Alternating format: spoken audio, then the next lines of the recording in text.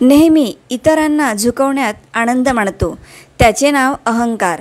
आणि नेहमी स्वतः झुकून इतरांना मोठेपणा देण्यात आनंद मानतो, त्याचं नाव संस्कार. चमत्कार अगदी शेवटच्या क्षणीही होऊ शकतो.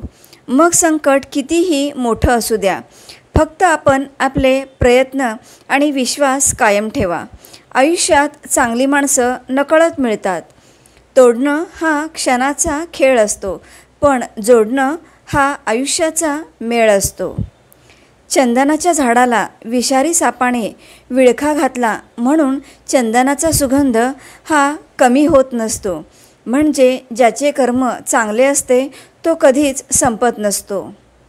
माणसाच्या परिचयाची जरी सुरुवात चेहऱ्याने होत असली तरी त्याची संपूर्ण ओळख वाणी, विचार, व्यवहार आणि कर्मानेच होते.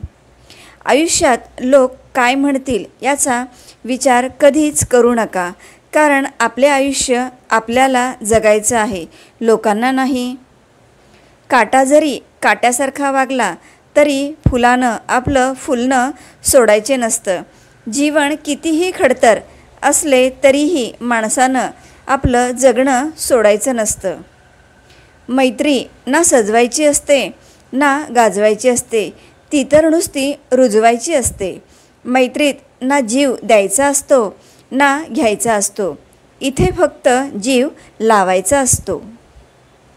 मैत्रीवर एक छान वाक्य, वय आणि जीवन यांच्यात फक्त इतकाच फरक आहे. जे मित्राविना सरते ते वय आणि जे मित्रांबरोबर सरते ते जीवन.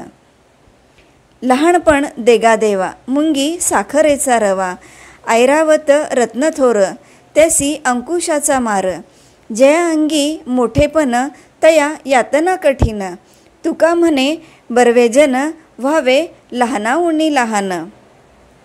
वळणावळणाची असते म्हणून ती वाट असते, क्षितिजापाशी झुकते म्हणून ते आकाश असते, क्षणोक्षणी रंग बदलते म्हणून ते जीवन असते, आणि शब्दाविना जपली जाते म्हणून ती मैत्री असते.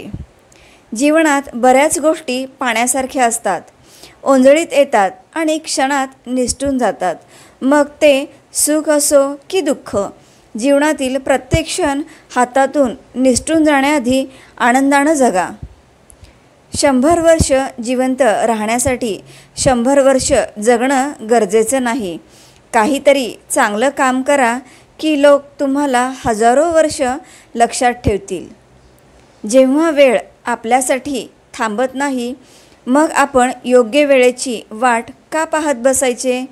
प्रत्येक क्षण हा योग्यच असतो, चुकतो तो फक्त आपला निर्णय. श्रीमंताशी मैत्री झाली म्हणजे गरिबांना विसरू नका, कारण गेल्यानंतर खांदा देणारे गरीबच असतात. श्रीमंत लोक तर स्मशानातही कारणे येतात.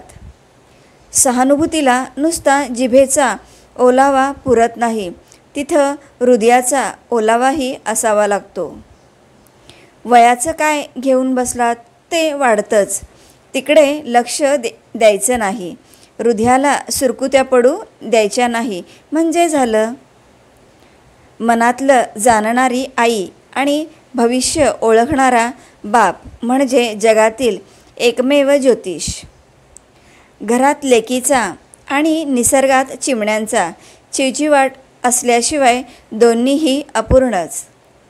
ज्याला काय मिळवायचंय हे समजलंय तो कुठेच फसत नाही. चप्पल आणि अक्कल योग्य ठिकाणीच काढलेली बरी.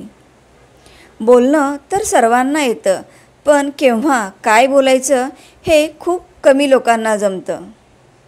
वाईट वेळ निघून जाते, परंतु जाताना चांगल्या चांगल्या लोकांचं खरं रूप दाखवून जाते. घेणाऱ्याच्या अपेक्षेपेक्षा देणाऱ्याची ऐपत नेहमीच कमी असते. आयुष्यात शेवटी आठवणीत राहतोय कबर आणि कदर माणसाला कधीच जिवंतपणी मिळत नाही. श्री स्वामी समर्थ.